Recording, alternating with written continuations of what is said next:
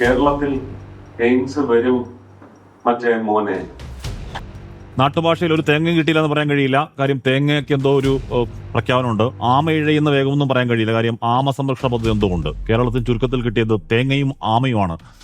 കേരളത്തിന് എയിംസ് പോയിട്ട് ഒരു തേങ്ങ പോലും തരാത്ത കേന്ദ്ര ബഡ്ജറ്റിൽ മുഴുവൻ മലയാളികൾക്കും ഒരു രഹസ്യ പണി മോദിയും കൂട്ടരും തന്നത് നിങ്ങൾ അറിഞ്ഞു.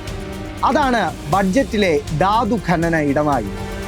കേരളത്തിന്റെ തെക്ക് തിരുവനന്തപുരം മുതൽ അങ്ങ് മധ്യ കേരളത്തിലെ കൊച്ചി വരെയുള്ള കടൽ തീരം അപൂർവ ധാതുക്കളുടെ ശേഖരമാണെന്ന് കേന്ദ്രം കണ്ടെത്തിയിട്ട് കാലം കുറച്ചായി.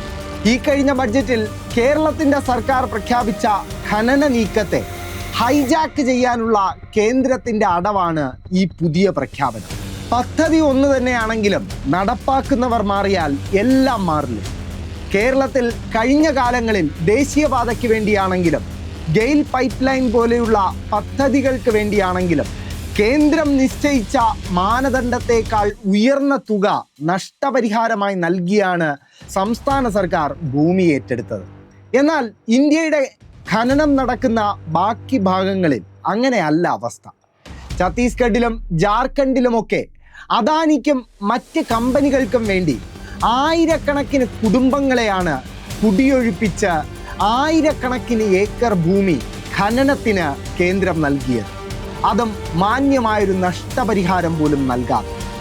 അവിടെ ഉയർന്ന ജനകീയ പ്രതിഷേധങ്ങളൊക്കെ പോലീസിനെ ഉപയോഗിച്ച് അടിച്ചമർത്തുകയും ചെയ്തിരുന്നു BJP സർക്കാരുകൾ.